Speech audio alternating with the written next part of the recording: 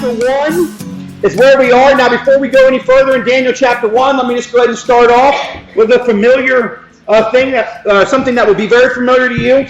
Daniel, in Daniel, there is a small portion towards the end that's apocalyptic style writing.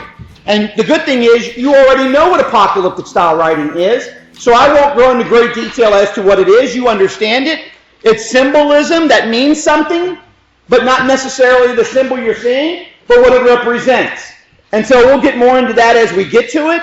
But in other parts of Daniel, all the way leading up to what's going on, we're going to hear a lot of history.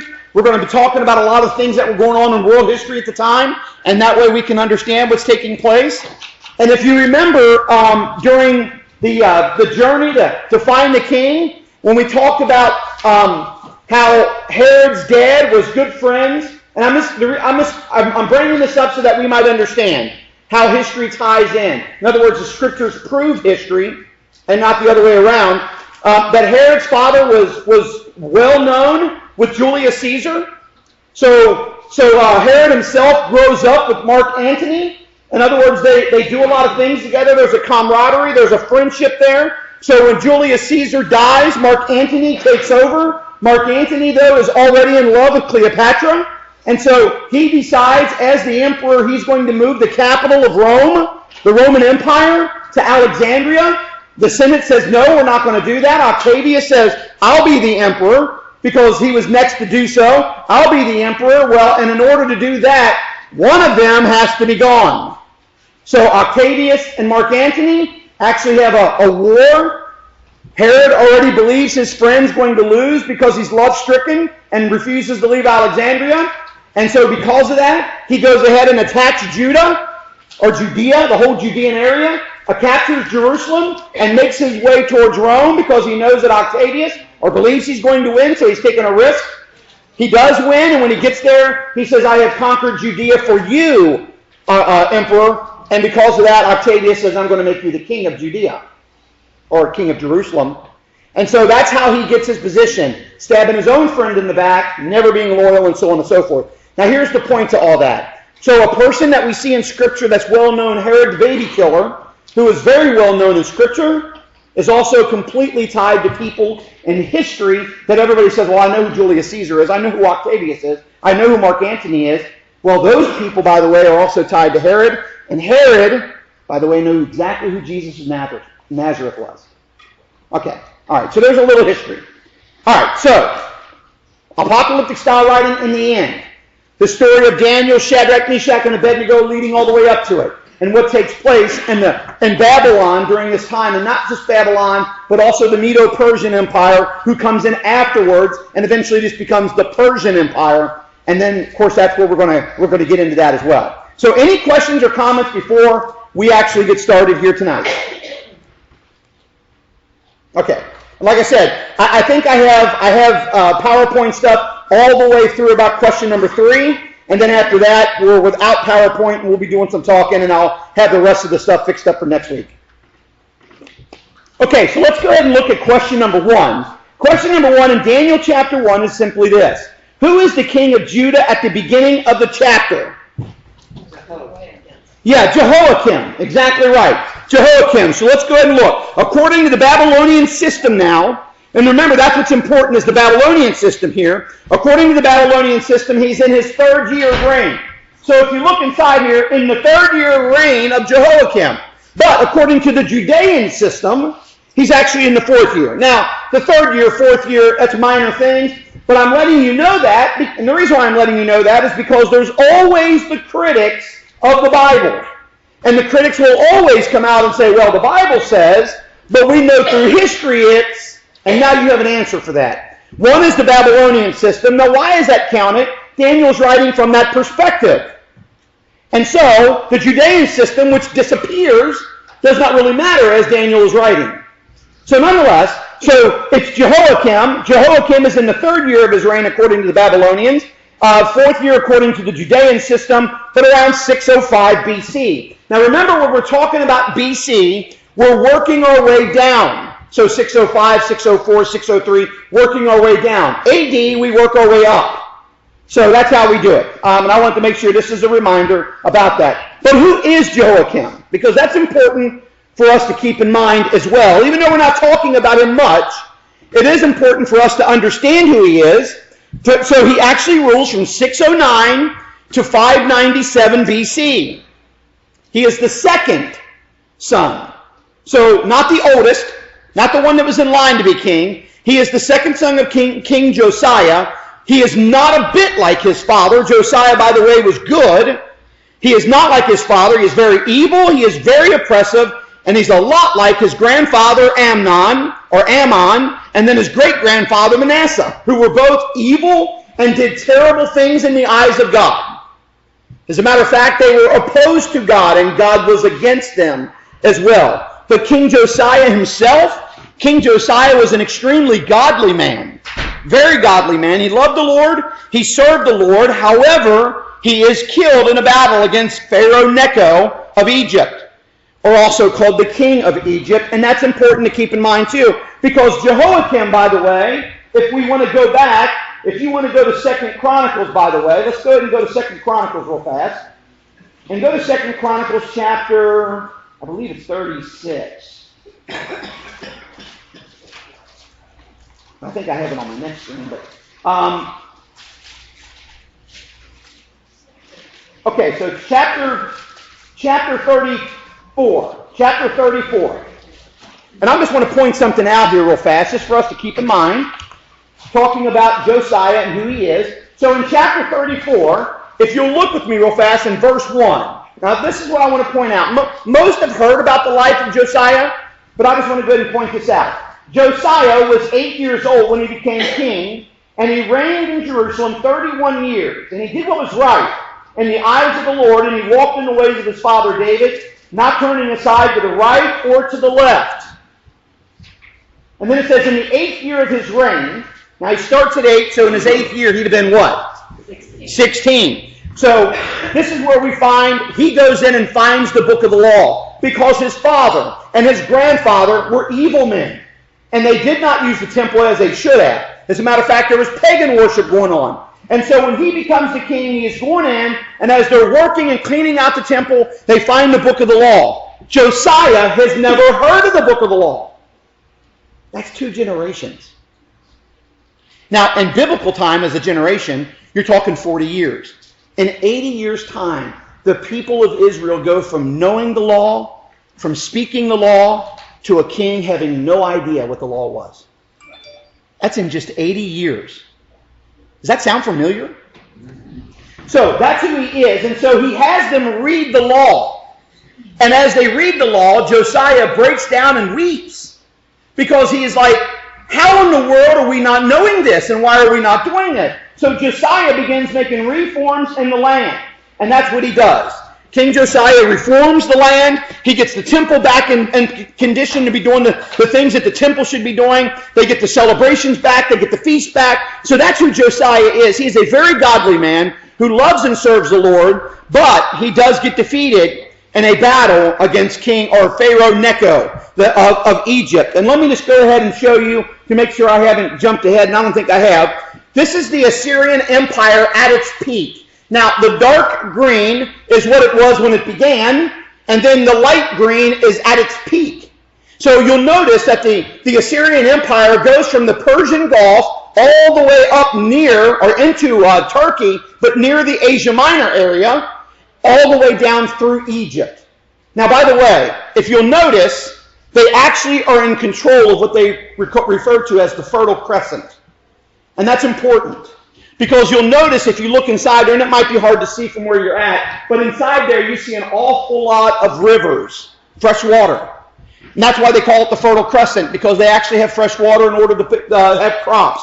Because you really can't live in this area. Most of that empty area underneath the dark green, that empty area all the way down through what is now Saudi Arabia, that's all desert. And so the Fertile Crescent's all the way from the rivers, the Euphrates and the Tigris, they run all the way up, and then as they circle down and come down all the way through Israel and into Egypt, all the areas of great bodies of fresh water. And that's why they refer to it as the Fertile Crescent. And that's important to keep in mind, because you see this area is extremely important on a north-south and east-west trade routes along with, because you can travel all the way through that area and always be by fresh water, which is extremely important when you're traveling. So, that's the Assyrian Empire at its peak. Now, the Israelites hate Assyria, and they despise Assyria, because Assyria is constantly not only aggravating them, but coming in and killing and attacking. And the headquarters of Syria, by the way, is a place called Nineveh. Does that sound familiar? Yeah. Okay, we're going to talk about that here in a second. So, all right, so we have all this, and so when King Josiah is actually killed, he is killed right before a big battle called the Battle of Carchemish, and this is the Battle of Carchemish. Now, you'll notice, if you look all the way over to the right, you'll see it says Babylon, and then you can see a dotted line coming up. The dotted line goes all the way up to the big dot. That is Carchemish. And so what this is Nebuchadnezzar. The dotted line is Nebuchadnezzar doing his attack. So this is all Assyria, but the Babylonians in Babylon are rising up against the Assyrians, and they begin the attack. Now, if you follow the Euphrates River all the way up on the right, it goes all the way up to the very top, and you'll see it says Nineveh. That's the headquarters or the capital. But they go right to Carchemish, and they attack the major military post there. But the major military post has already sent out a call to Egypt, which is their major ally, which happens to be Pharaoh Necho. Pharaoh Necho moves north. He's going through Israel to go help his ally. And as they're moving north along the Mediterranean, then of course Josiah hears that the Egyptians are coming through to help the Assyrians. They hate the Assyrians.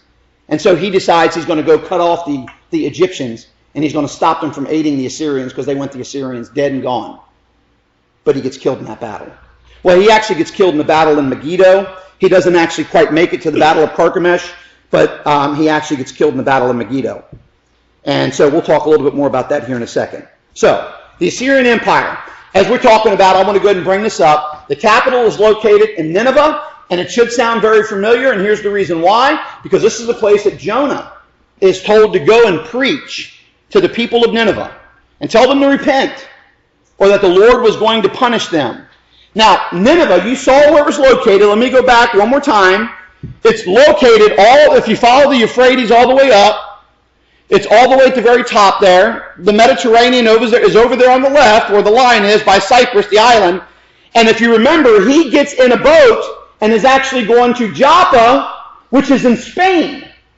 He's going the absolute opposite direction, as far from Nineveh as he can go. He doesn't want to go to Nineveh. He knows who God is, and if he preaches the idea of repent and God's going to help you out, he knows that God will, and he doesn't want the Ninevites to be helped out. He wants them to die. He hates the Assyrians. As, by the way, every Israelite did. And so that's the place that we're talking about. That's the Nineveh that we're mentioning here.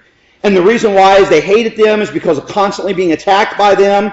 The Assyrians, or the Ninevites, and all of them actually attacked during the time of the conquest as well. Jonah did not want God to show mercy on him. He wanted them to die. But Assyria was trying to save their empire. They called Egypt. Egypt moves up right along the Mediterranean on the the north-south highway. And as they pass through Judea, Josiah decides he's going to go out. He's going to intercept them, and he's going to defeat them so that Assyria will absolutely fall. And when that happens, Josiah actually gets killed. Josiah dies while he's there. He dies in battle. He gets wounded. And as he gets wounded, he tells his handlers, I am mortally wounded. Get me back home. And so they take him off of his kingly chariot, put him on a different chariot, and they take him back to Jerusalem. When he gets back to Jerusalem, he finally dies. And after he dies, he is buried with his fathers. Now, this takes a little bit of time, obviously. And so the people of Judah, they do exactly what they're supposed to do. And they say, your eldest, Joahaz, Joahaz is actually going to be our king now. But as Necho is coming back through in full retreat, he goes into the area and he attacks, takes Joahaz out, and then replaces him with his brother Jehoiakim. Because Jehoiakim is a puppet for Egypt. And of course, Joahaz actually is taken back as a prisoner. We don't hear about him anymore. And 2 Chronicles chapters 33 through 35 tells that entire story. And you can go and check that out if you need to. But why did the king of Babylon attack Jerusalem? When he swings north and defeats Assyria, he figures, I might as well go ahead and take it all, the entire Fertile Crescent, And so he swings down and he goes into Israel. The northern kingdom's already defeated, remember that. And he goes into Judah and he takes the whole area. I say he takes the area, but the Bible's pretty clear. The Lord. So let's go ahead and look at question number 2. What king attacks Jerusalem? Nebuchadnezzar does. But the victory isn't Nebuchadnezzar's. The victory is actually the Lord's. Because the Bible says that Adonai, by the way, that's the name that they use there specifically for the Lord, which means Lord and owner. That's what it means. Adonai means Lord and owner. By the way, this is where we get the name landlord. When a person is a landlord of something, they own the property. You just simply rent it out, or you just use it, but you're not the owner. And so Adonai is the one who gives Judea into the hands of Nebuchadnezzar. Why? Because he owns it. He owns it all. He can give whatever he wants to any king, and he can take whatever he wants from any king, because he is Adonai. He is the owner of all things. He is the master. He is the Lord. Does that make sense? Any questions about that so far? I know I've used a lot. The good thing is for you tonight, this is my last slide, and then we're going to talk about everything else, but this is the last slide. But that's the reason why it's important for you to look. So let's go ahead and look real fast. Let's go ahead and go back to Daniel chapter 1 and look at what it says here real fast. All right, so in Daniel chapter 1, it says, in the 3rd year of the reign of Jehoiakim, king of Judah, Nebuchadnezzar, king of Babylon, came to Jerusalem and besieged it. And the Lord delivered Jehoiakim, king of Judah, into his hands. Now, I want to make sure that we understand, it's very clear that Jehoiakim, by the way, he was a horrible king, we know that, which, by the way, also makes him a very lousy strategician. So he's not good in any way, shape, or form, but he wasn't going to win even if he was the very best. Because the owner said, you're done. And so the Lord, Adonai, that's the name that's used for Lord there, Adonai turns him over and basically gives Judah, by the way, to Nebuchadnezzar. And then if you look real fast in verse 2, and the Lord delivered Jehoiakim, king of Judah, into his hands, along with some of the articles from the temple of God. These he carried off to the temple of his God in Babylonia and put them in the treasure house of his God. All little g's, by the way. So, after Nebuchadnezzar wins Carchemish, defeats the Assyrian Empire ceases to exist. The Babylonian Empire is now established. He now moves into the valleys, and I'm talking about what we call the Jordan Valley and all that. He comes straight down and moves into the Jordan Valley and eventually takes Jerusalem and all Judea. And King Jehoiakim, by the way, swears an allegiance to him in order to save his life. He swears an allegiance to Nebuchadnezzar and says, I will be whatever you want me to be. I'll be the guy that takes care of everything. I'll be he didn't say this, your King Herod. That's basically what he was saying. I'll be your King Herod. Whatever you say, I'll do. And I'll do it to the harshest of it. But the good thing is, I say good thing, I shouldn't really say it that way. Really, that's not good. After they take it, Jehoiakim, by the way, actually dies in full disgrace. And the Bible says very clearly in Jeremiah, and we're going to read these two areas. If I could get a volunteer to read Jeremiah 36:30, Jeremiah 36, verse 30, just the one verse. So Jeremiah 36:30. All right, Kenny, thank you. And then Jeremiah 20, verse 19. Jeremiah 20, verse 19. And I'm just going to give you something, just so you can hear it. All right, the 20, verse 19. Okay. All right, so after he wins Carchemish, he sweeps through, takes Judea. Jehoiakim actually pledges allegiance, and he dies a disgraceful death. Now, Jeremiah 36:30. Therefore, this is what the Lord says about Jehoiakim, king of Judah. He will have no one to sit on the house throne of David. His body will be thrown out, exposed to the heat by the day, and frost by the night. And then chapter 19, verse 20. I'm sorry, chapter 20, verse 19. I don't have verse 19. In Jeremiah 20, you don't have verse 19? No, I have verse 18. 20, 18. Let me look real quick. I'm sorry. This is my fault. Bear with me for 1 second here. Well, I really fine print Bible, so. No, you put it up there. Okay, thank you. I do have my glasses on. Well,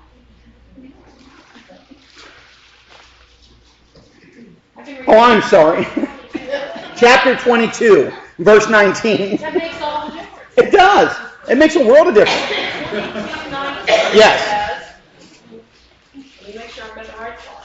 He will have the burial of the donkey dragged away and thrown outside the gates of Jerusalem.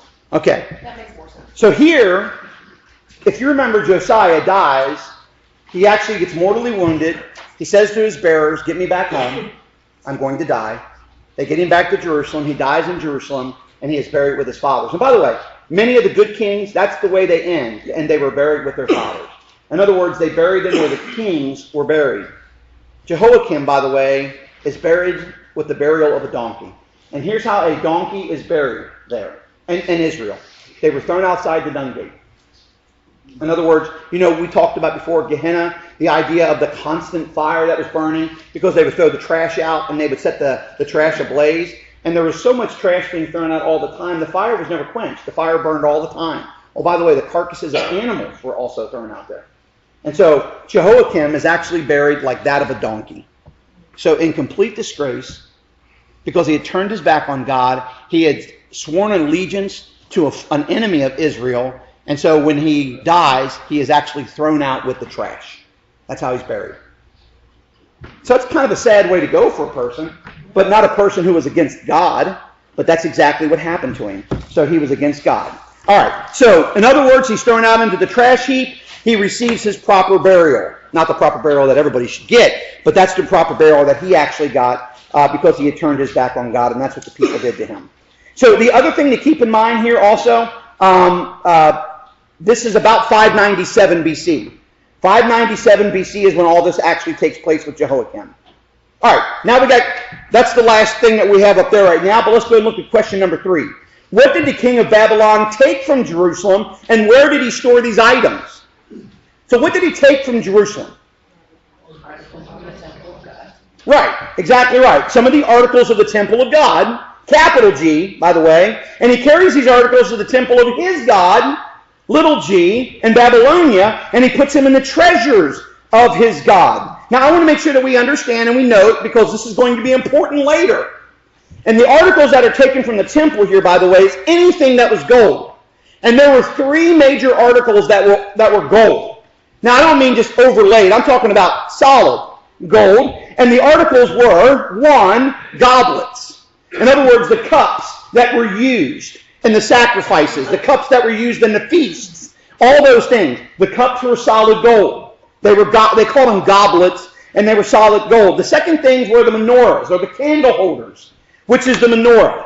And of course, remember, the candle holders go out. They come out like half moons all the way out until there's a total of really 8 altogether. So the menorahs were solid gold, not overlaid. They were solid gold. And by the way, these menorahs were taken multiple times. As a matter of fact, Rome, Titus will eventually take them, because on the arch in Rome, Titus's Arch of Victory, you can actually see where they carved it in. And by the way, they did this in the 1st century. They carved in where the Roman soldiers are coming home carrying the menorahs and things like that. You can actually see it in the carvings that was there in the 1st century. But they took the candle holders, or the menorahs, and then they took the water basins. The water basins, by the way, where they would put the ceremonial water, where they would wash their hands in the ceremony and all that, those were solid gold as well. So they took those things, and they put them into the temples of the Babylonian god Bel, that's B-E-L, and Marduk. Marduk, that's M-A-R-D-U-K. Once again, I'll have these all up next week. And the storehouses of the gods were simply the treasury of King Nebuchadnezzar. And why is that? Well, here's the reason why. Because in the Persian world, and many other places in the world as well, but especially in the Persian world or the Babylonian world, the king was God. So in other words, well, what about Bel? What about Marduk? Well, the king was taking on the very form of either Bel or Marduk. His name may have been Nebuchadnezzar, but the idea is he had the spirit, if you will, of Bel or Marduk. Now that's exactly, by the way, the pharaohs were as well. Each pharaoh that was now in charge had in him the spirits of the past pharaohs, and the past pharaohs were all gods, and all he's doing is waiting to go to his own kingdom, his own glory. And so all this is put into the coffers or the treasury of the gods. But Nebuchadnezzar, by the way, was the living God, and he could do whatever he wanted. But what I want to make sure I point something out here. Nebuchadnezzar never does anything with those things. Now, this is important to point out. Nebuchadnezzar doesn't melt them down, turn them into gold bars. He doesn't sell them off and get money for them to other places. Nebuchadnezzar puts them in the treasury and leaves them alone. Now, why is that? Well, the fact is, quite frankly, we don't know why. I'm talking about from his mindset. We don't know why he did that. Obviously, it could have been the hand of God. But many believe, by the way, theologians believe, that Nebuchadnezzar had a very healthy respect for the God of Israel. Now, not that he worshipped him. Now, we're going to see in the book of Daniel that Nebuchadnezzar, his eyes are open to the God of Israel a couple of different times, and pretty important things. He is never a follower of the God of Israel. Remember, at this time, every country believed that they had their own God, and their own God was stuck within the borders of their land. So if our kingdom expands, our God, his territory expands, where he has control over that. But there were kings that had healthy respects for other people's gods. I'm sorry, let me turn this on. All right, so they had healthy respects. And here's the reason why I bring this up. Because, for example, we just talked about the men from the east, the Magi. They had a healthy respect for the God of Israel, or they would have never went out seeking the King of the Jews. So a lot of people had a healthy respect. And so he never does anything with them. He doesn't do anything bad with them. He puts them inside the treasury and he keeps them there because he is the God of the land, if you will. He is the son of the gods for sure. He could have done whatever he wants. But these temple items cannot be, and they are not disregarded by him in any way, shape, or form. They are kept there and never, ever harmed until later. They're never used or mocked until later, but not by Nebuchadnezzar in any way, shape, or form. Is there any questions about that? That's an important thing to keep in mind when we get later in Daniel. So, that's where they're taken to, into the temple of Bel and Marduk. And of course, King Nebuchadnezzar would have been seen as a living God who took on the form of Bel or Marduk themselves. Now, here's where we start getting into the stuff that we begin to know more about and we all have heard more about. What did the king order Ashpenaz to do? Bring him some young men. It's exactly right. To bring in some Israelites from royal families and the nobility. So in other words, I want you to bring in some young guys that we can train. And I want you to bring them in, but I want them to already have come from a royal family or from nobility in Israel. And people, in other words, people that would have been in charge or that would have controlled Israel at some point. And of course, here's the reason why. There's two reasons why they did this. And by the way, this was common practice, especially in the Middle East, in the Far East, and by the way, even sometimes in what we call the Western world in general. So bring in those who are of nobility, who were of royal lineage, if you will, and then what we will do is we will retrain them. And people will always know them. The Israelite people will always know that they came out of the royal family or nobility, but they're not with us anymore. And see, what that does, by the way, is that shows that our God or our people have more power now over you because we have retrained your leaders to be leaders for us. And so I want you to bring them in. And by the way, this is the exact approach that Adolf Hitler did, by the way, in his youth camps.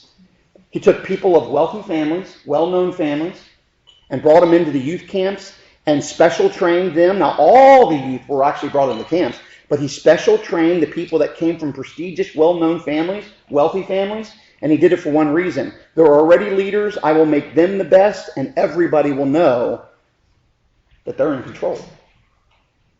In other words, guess who they would be able to easily manage? Their own people. Guess who Shadrach, Meshach, and Abednego and Daniel would be able to easily manage if need be? Their own people. Because they know the customs. And that's exactly what Hitler did. And by the way, we should know that Hitler read world history. Hitler saw how this stuff was done. And Hitler took a lot of things out of the books and the pages of history to try to make his quote-unquote master race. And so the mind of the youth is one. If I can take the minds of the youth and train them and retrain them and re-educate them, in one generation, I can make you think and do something that you never ever did. Let me give you a great example. 60 years ago in the United States school system and today. 60 years ago. Only 60 years ago. That's all you got to go back. And we can see the difference in thinking and we can see the difference in the attitudes and the ideologies of today. All you have to do is be in charge of the education system, and you can ruin or you can actually advance a nation, one way or the other. But let's get specific real fast. Number 5, describe the qualities Ashpenaz was to look for. No physical defect. Okay, Handsome. so no physical defect. Handsome. Handsome. Aptitude for learning. Aptitude for every kind of learning. And then I just wrote down verse 4. Well informed. Okay, yep. Okay. Understand. Quick to understand. Qualified to serve in the king's palace. Qualified to serve in the king's palace. Those things in and of themselves. Without physical defect and handsome. Once again, does that sound familiar? Yeah. They have to be perfect. They have to have blonde hair. They have to have blue eyes. They have to be 6 foot. And in other words, there's these qualities because there's an image I want people to see. Without physical defect, couldn't have any outside birthmarks. They couldn't have any odd-looking whatever. They had to be handsome. And by the way, the word that's actually used there is they had to be. I'm trying to think of what we would say today. I'll just use a slang term that we all understand. They have to be hot. They have to be good-looking men. GQ. They have to be GQ. And the reason why is when people see these men working inside the king's court, they would know everybody that looks like that looks like a king, a person who works for the king. All right. Showing aptitude of every kind of learning. In other words, they're smart, they're well-informed, they get it, they understand. And when you tell them something new, they can wrap their mind around it just like that. And they are qualified, because of all these things, to serve in the king's palace. Now, that's important to keep in mind as well. By the way, that's going to be important to keep in mind, and we'll talk about later on. But any questions about these qualifications? By the way, this was very common. Again, this was very common at the time. But why is it common? Then number 6. What were these young men to be taught, and for how long? Language and literature of the Babylonians. The language and the literature of the Babylonians, which, by the way, would be Aramaic and Chaldean. The language and the literature. And where is this? Does that word Chaldee, does that sound familiar? That country or that land? Huh? I'm sorry. Well, that's true. Where Abraham came from. That's where Terah, exactly right. His father and Abraham was from. The land of Ur, around that area. Okay, but the Chaldees is what they call that. Genesis chapter 11, you can find that in actually. These were to be trained, and they were to be trained, by the way, for a total of 3 years. Now, the reason behind the training was to get the boys to completely forget, in 3 years, to forget their own language. Now, by the way, you need to understand, while they spoke Hebrew and Aramaic sound an awful lot alike. They're not very different, but they are different. But they were going to be learning their language as well as the dialect. So they're going to forget the language of the Israelites. The literature they're going to learn, by the way, is Babylonian literature, which means they're not going to be studying the literature of God, or that what you and I refer to as the Hebrew philosophy, or we call it the Old Testament. It would be replaced with the thinking of the Babylonians. And by the way, they would also learn things like mathematics and all these other things. And here's the reason why they were to do that they were going to have this intense training, not only physical, but also educationally for 3 years. And the idea was for them to erase their identity. That they're no longer going to identify anymore as an Israelite boy. They're going to identify themselves as a Babylonian leader. That's what they were doing. That's why they were doing this, was to strip their identity of who they were and to become who they were meant to be. And that was serving the king of Babylon. Not in Israel, not in this area over here where the rulers are. That's the whole idea of these. Which, by the way, they even go one step further and look at number 7. What were these young men? What were these young men to eat during the entire time they were in this training? The food and the wine that came from the king's table, which, by the way, would be the best of the best. And so while they're doing this, they would not only be eating the good food, and they would probably be remembering that they never had food like this before. When you're offered the best to eat, the fact is, quite frankly, when you're used to eating Spam, and somebody gives you prime rib, you don't go back to Spam. Well, maybe you do. I don't know. But you don't go back to Spam normally. It would be easy to find yourself accepting what they want to give you. Nebuchadnezzar wants them to be in great shape. He wants them to be healthy, as well as, by the way, he wants them to be angry about the fact that they have the best, and if it's ever taken from them, they're going to be frustrated. They're going to be angry because they have become used to living that way. And by the way, as long as they realized they had the best of the best, they had the best clothing, they had the best food, they had the best wine, they had the best literature, the best education, they would not want to go back to what they had. And that was the whole idea about this whole or the whole thing that they were going to be going through, was the idea that we eventually were going to get them wanting what we have. The product we offer, they can't get anything any better than that. But by the way, we're still not done with the whole educational program that's going on here, because number 8, name the 4 men taken from Judah and what their names were given. So let me go ahead and give you. Now, it's a little bit unusual, because even though Daniel is given a Babylonian name, we never hear Daniel referred to that Babylonian name, except maybe once. But Daniel, by the way, the name Daniel means God is my judge. God is my judge. The name is actually given as Belteshazzar. Belteshazzar means, by the way, Bel, which is one of those God's names, if you've got one of the God names. Bel, Marduk, same thing, they can always be interchangeable, but Bel protects his life. So Belteshazzar, that name means Bel protects me. Daniel means the Lord is my judge, or God is my judge. All right, so there's Daniel's.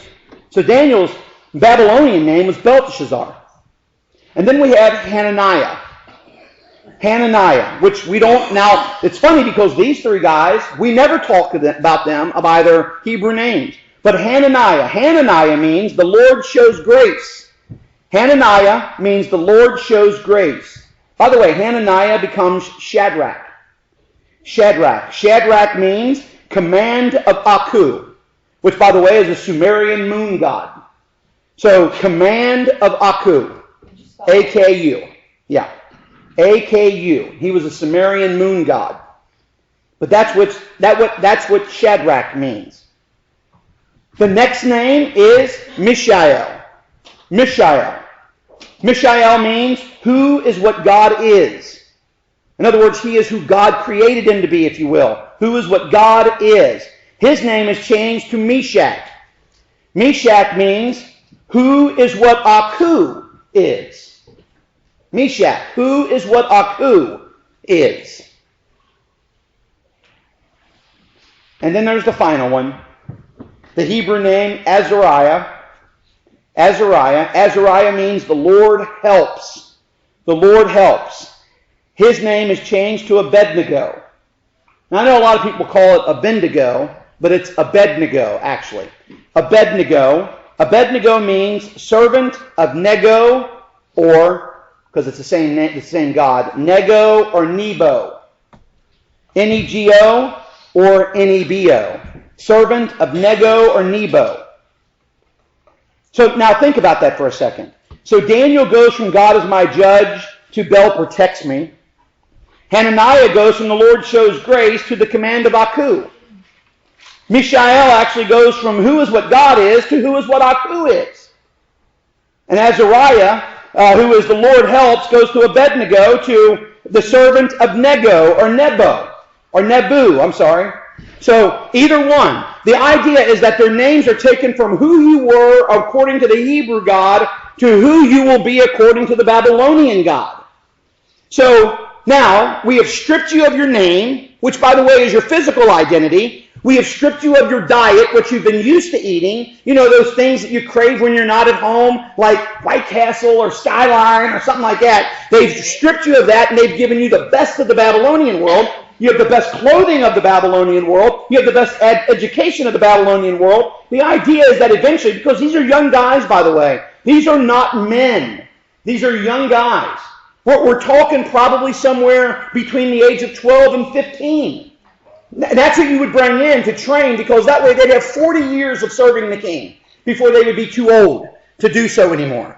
But as they're getting older, they're gaining wisdom. And so that's what they would do here. So all these things are given to them, and the idea is that they would no longer want that old culture. They want the new culture. Has that happened in America? Again, just look at 60 years. Yes.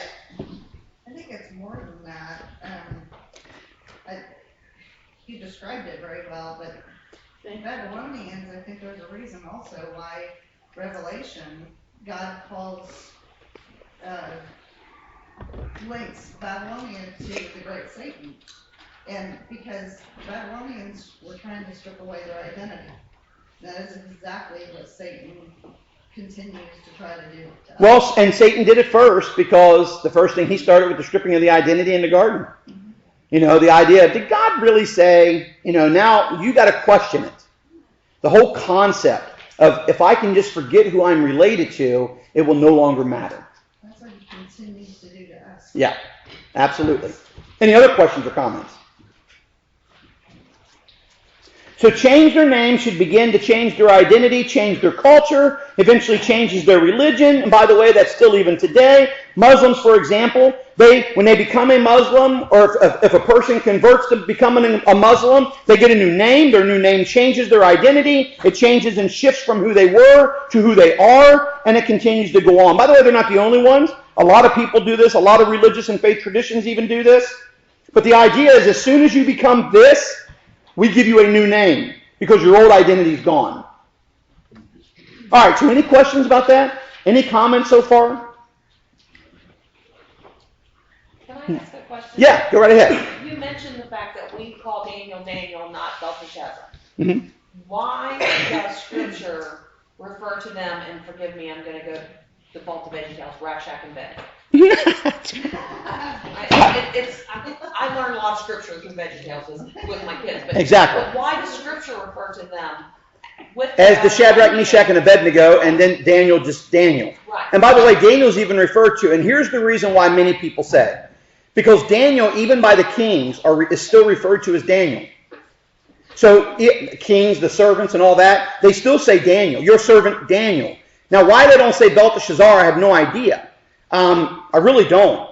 But Shadrach, Meshach, and Abednego are referred to by those same people as Shadrach, Meshach, and Abednego. Maybe it's because Daniel is seen as the leader of them, the leader of the group. Daniel may have been a little bit smarter. And what I mean by that is I'm not an educational put down to the other ones or an intelligence put down. But Daniel is the one that seems to excel quicker.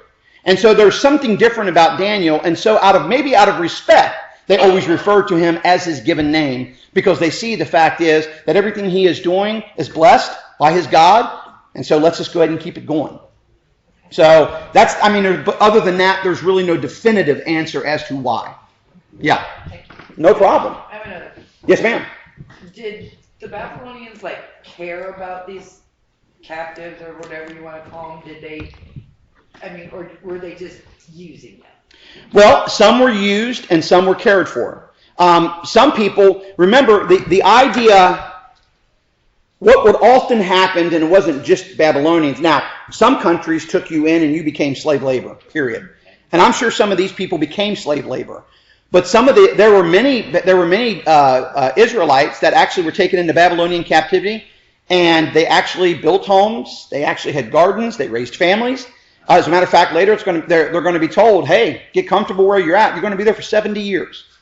And so, while I'm sure there was some slave labor, and I'm sure there was some abuse, we also see that it looks like some people lived, fairly normal lives outside of their own culture, but fairly normal lives. And these guys, they remained true to God while still serving the king and doing everything that they could as well to honor their God.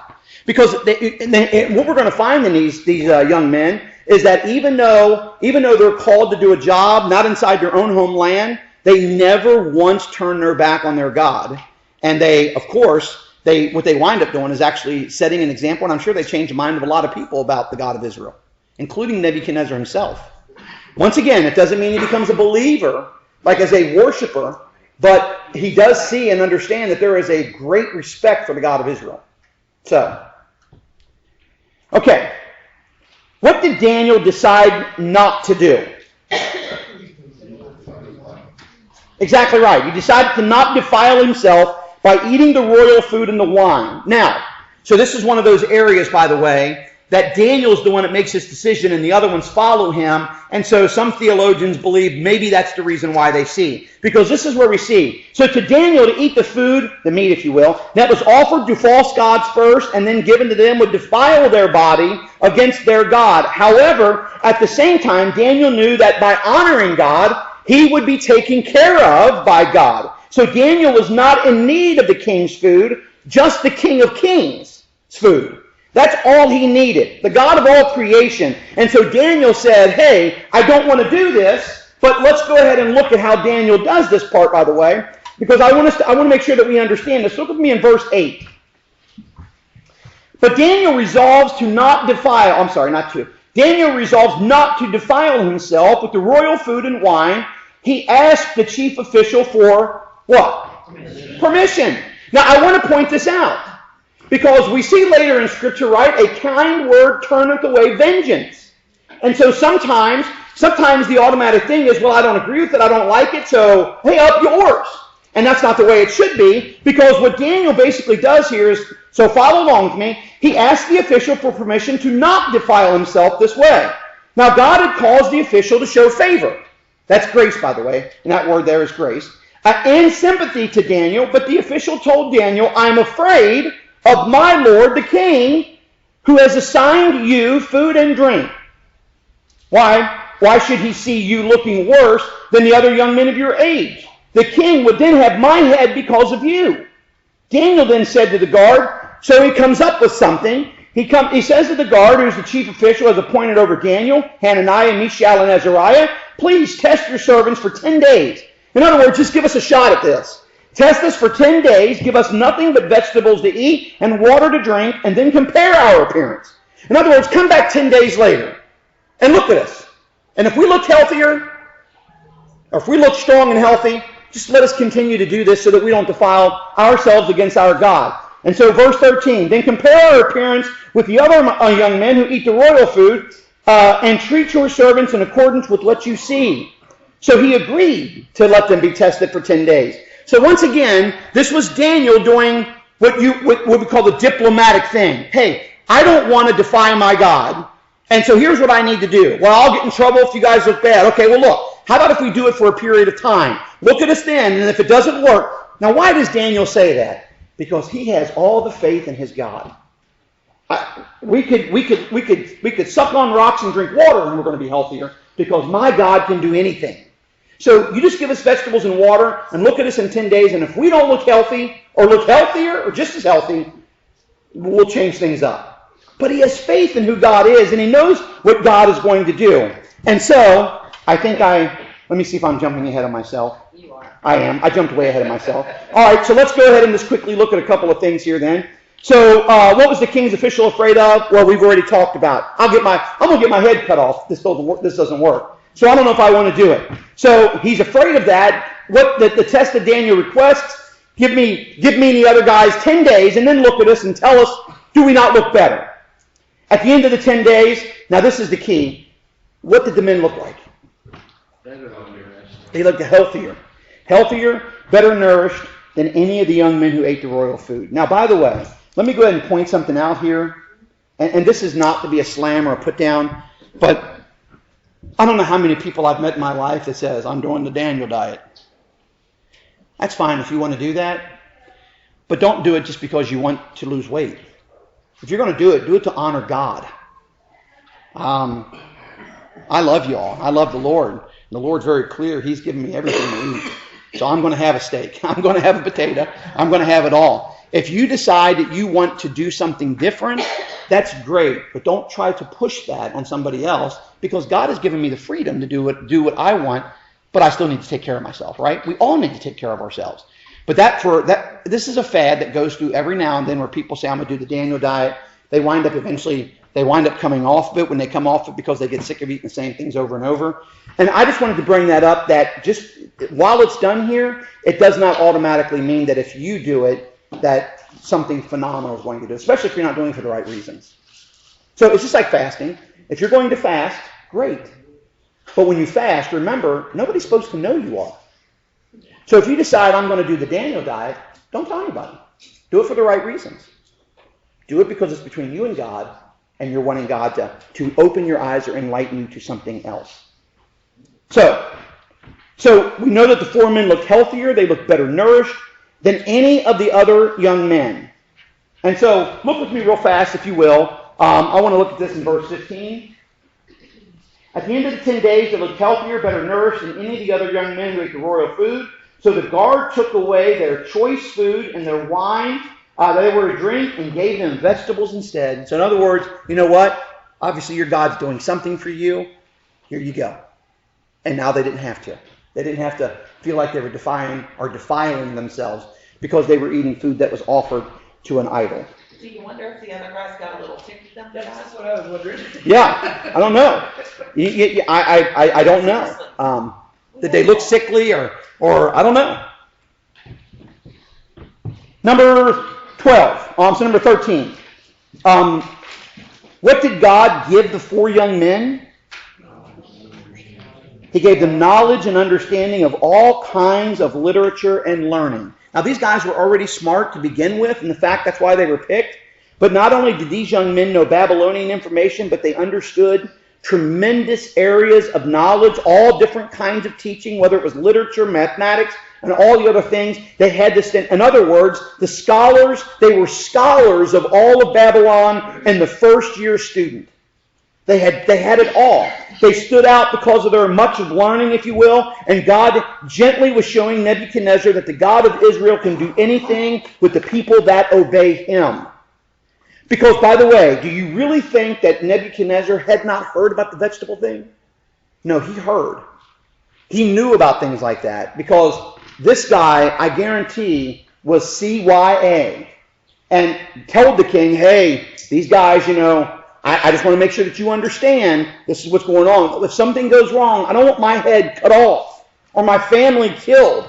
Remember, that's what the Persians did, or that whole area. That's what they did. I don't want my family killed. I guarantee Nebuchadnezzar knew about it. And now that their knowledge is even coming up, and not only are they grasping everything, but they're grasping all things that's around them, he is gently being reminded, or shown, Nebuchadnezzar now, that the people that honor the God of Israel are the people that actually excel because that God does things. Let me just do this last one together real fast, and then we'll pick up next week on 15. And that is this. What did God give Daniel the ability to do? To understand visions and dreams, by the way, of all kind. This, by the way, this practice was called the practice in the Persian world of divination. The practice of divination, which is very common among the Mesopotamian world. And what I mean by very common, I'm talking about there were a lot that claimed to be able to do this. But this was an art that was taught to people. In other words, people would say it was an art that could be taught, but really it was a gift that had to be given. It was an unusual understanding of the terrestrial and celestial things. For example, astrology, reading sheep's livers.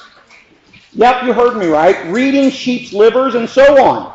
But Daniel, by the way, the reason why that's important to remember is because the Magi, this is exactly what the Magi would have been doing. At least this is what the Magi would have thought they were doing. But the reason why they go searching for the king is based on the literature they read from the Hebrews. And remember, by the way, they leave Babylon, the Persian Empire comes in, and the Jews stay there. So the reading, the philosophy of the Jews, the Old Testament, would have been all over the Persian world. And I wanted to make sure that we understood that. But I want to make sure that you also understand here that Daniel can do this better than any of their guys. He's able to really interpret things, not only visions, but also dreams, which was different than the divination they were doing. He wasn't reading a liver and saying, well, this is what I think it's based on. He wasn't doing anything like that. He hears something and he's able to say exactly what it is because, and by the way, he always gives credit to God, but who else does that sound like? Joseph. It's exactly right. Now, by the way, do you think that the Babylonians would have heard about the Israelites in Egypt? Do you think they would have heard about Joseph? You better believe they would have. Okay. And so, Daniel stands out among all the other people, the magicians, the wise men of the court, and everything else. As a matter of fact, we're going to find out that Daniel stands out in such a way that every one of them decide, we want the guy dead. And we'll talk more about that when we get together next week. Any questions or comments at all before we close out tonight? Okay. All right. Let's have a word of prayer. Father, we are very thankful for the opportunity to study the book of Daniel. We just pray that you continue to be with us and just open our minds as well, Father, that we might be fed on your word. And as we understand these things, we begin putting it all together and we see how your hand is always moved through history to show us who you are, what you can do, and who we are called to be in your name. I pray all this in Jesus' name. Amen.